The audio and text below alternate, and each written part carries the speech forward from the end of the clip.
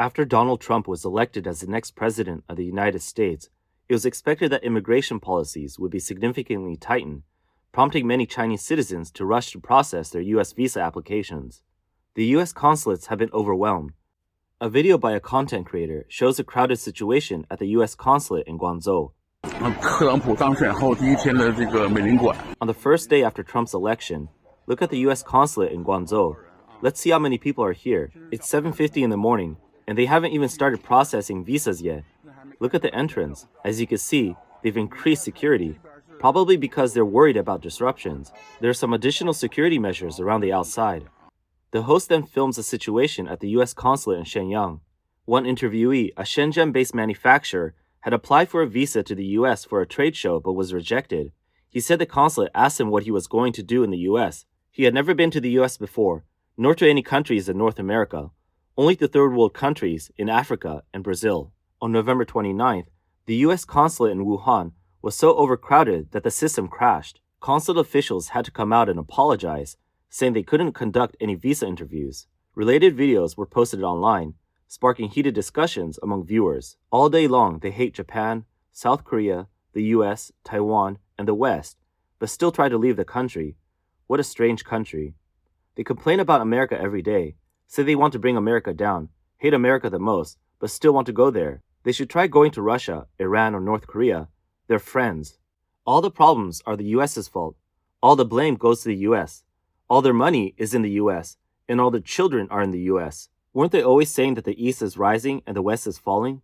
So why are they all going to Western countries? On the outside, they're telling a good Chinese story, but inside, they're suppressing the voices of the people. I used to see people at the Beijing embassy who were so happy when they got their visas. It looked like they'd won the lottery. I didn't understand it back then, but now I do. In fact, a large number of Chinese people seeking to leave the country are primarily looking for work opportunities abroad. Working overseas is not a new phenomenon. In many regions of China, such as Fujian, there has been a long tradition of people going abroad for work.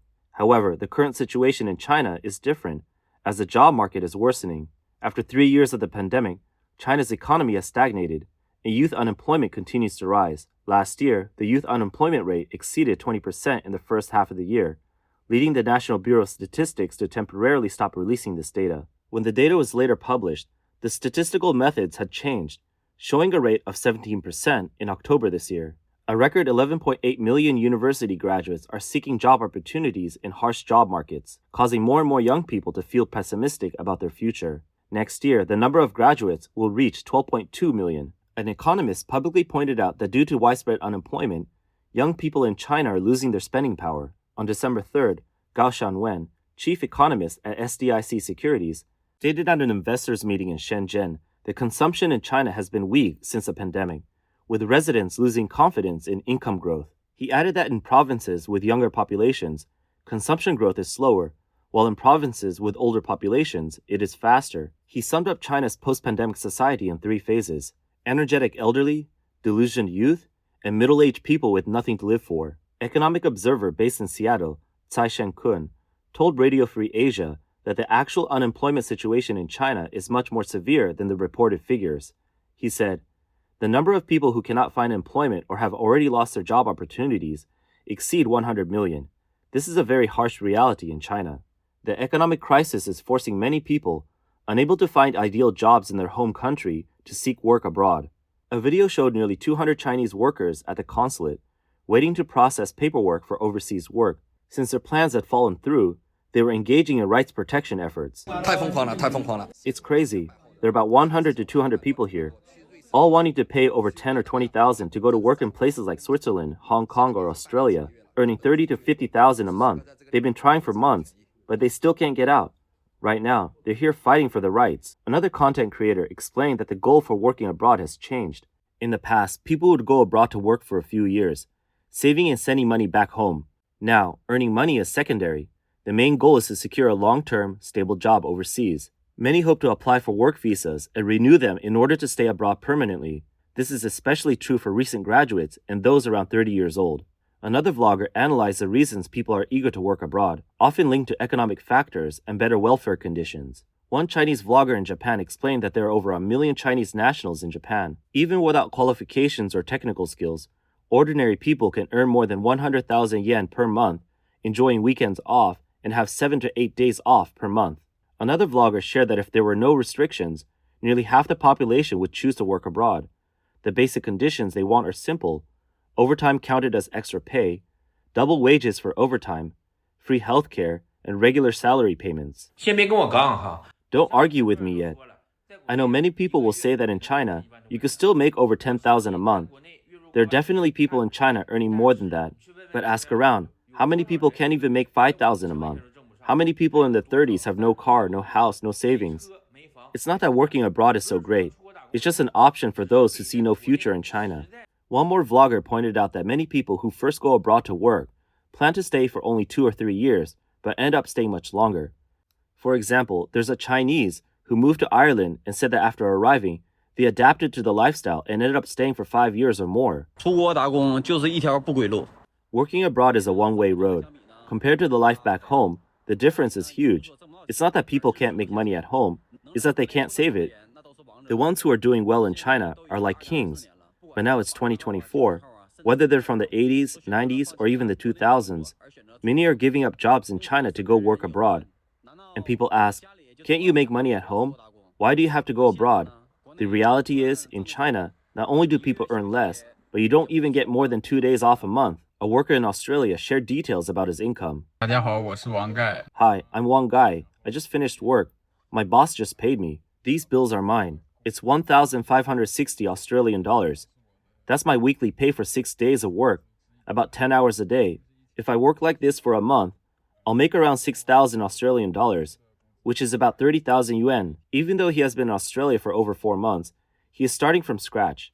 But many more experienced workers on construction sites are earning good money. However, working abroad also comes with many scams and traps. In 2019, 7 Chinese workers who were injured while working on a casino construction project in Saipan filed lawsuits against the project developers and several labor contractors, accusing them of human trafficking and forced labor. The developers of the casino project, headquartered in Hong Kong, contracted the work to at least 4 Chinese labor contractors. Some workers came to Saipan on a short-term visa, unaware that the visa was only for tourism and business activities, not for labor. Once they arrived, their passports were confiscated by the contractor, and they were told they were illegal workers. Additionally, the U.S. State Department's 2022 Trafficking in Persons report mentioned the experiences of Chinese workers like Zhang Qiang, who participated in Indonesia's Belt and Road construction projects. They had been issued business visas, but upon arrival, had their passports taken and found living conditions were much worse than promised. The company, DeLong, arranged business visas B211 for Zhang Qiang and his colleagues. However, when they arrived in Indonesia, the company confiscated their passports. They soon realized that the living and working conditions were vastly different from what had been promised. Not only was the work physically demanding, but the subcontracting company also heavily exploited the workers. Zhang Qiang and his teammates were forced to work long hours with no breaks, and even smoking during work hours resulted in fines if caught by their supervisor. After leaving home in March 2021, Zhang Qiang and 4 of his fellow workers from Hunan returned home in February 2022. They not only failed to make any money, but they ended up deep in debt. According to data from China's Ministry of Commerce, from 2010 to 2019, the number of Chinese workers going abroad for employment was consistently between 400,000 to 500,000 annually. Even during the pandemic years, in 2023, Chinese companies sent 347,000 workers abroad, an increase of 88,000 from the previous year. According to data from the World Bank, China is typically ranked among the top 3 or 4 countries for labor exports. However, official Chinese government data is often questioned for accuracy. These figures only account for official outbound labor, while many Chinese nationals leave the country through other means, such as visiting family, tourism, business, or studying, and then never return. Aside from employment, some people leave China due to complex personal relationships or lack of freedom. One content creator interviewed Mrs. Zhang from Hebei, who is a master's degree holder and was previously a university professor. Now, he works at a Mexican restaurant in Los Angeles.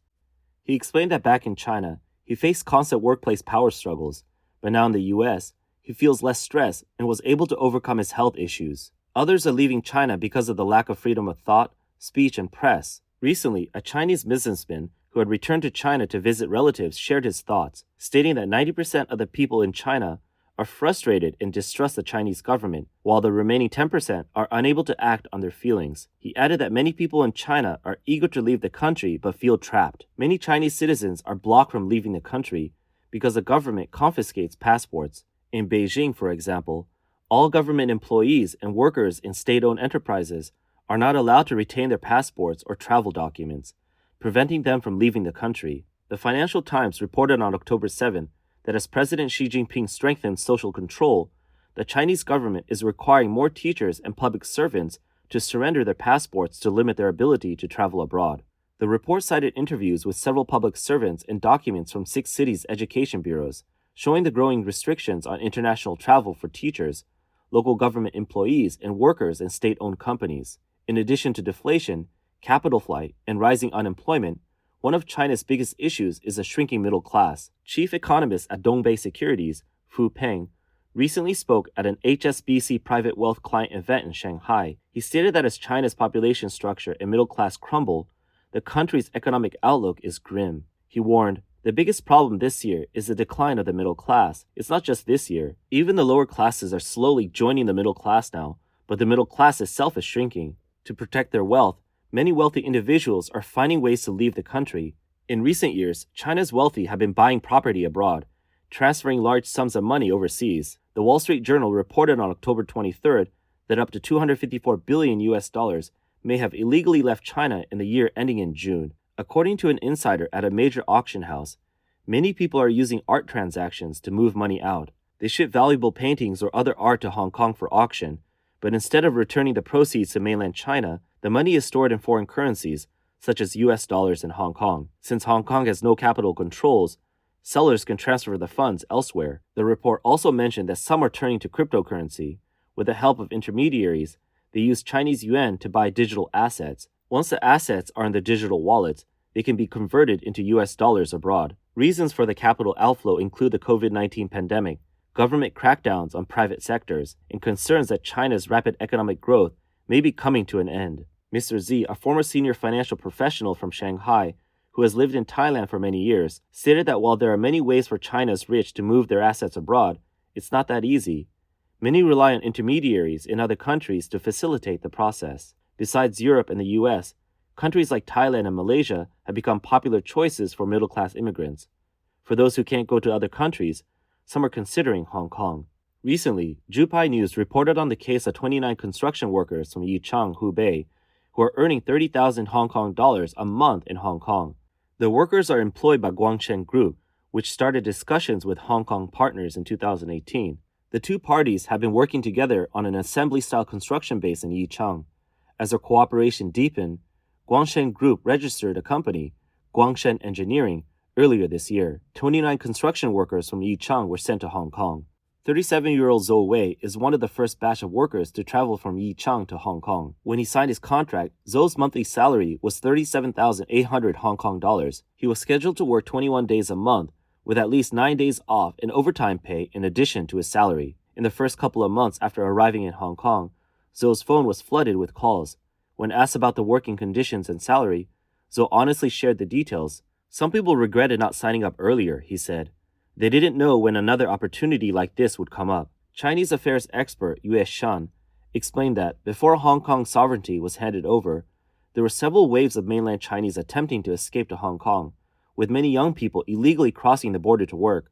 Currently, with severe unemployment and a stifling social atmosphere in China, many Hong Kong residents have also left due to the restrictions on democracy and freedom imposed by the national security law. In the future, more Chinese people may seek to go to Hong Kong through legal labor channels. Despite Hong Kong's increasing alignment with the Chinese Communist Party, Yue Shan noted that for many mainland Chinese, Hong Kong's overall environment still remains better than that of mainland China. Yue Shan also pointed out that whether it's working abroad, formal immigration, or simply leaving the country, for those who've left China, they often do not want to return. With increasing political pressure, a declining economy, and worsening social conditions, more and more people may look for ways to leave China as a form of protest against the Chinese Communist Party. However, due to national security concerns, many countries have tightened immigration policies, including Canada, the UK, Europe, and especially the United States when Donald Trump takes office. Yue Shan warned Chinese people that even though they may not be spies, and they may even dislike the Communist Party and love freedom, but without meeting the conditions set by the US government, they may still face deportation. He urged caution for those looking to leave.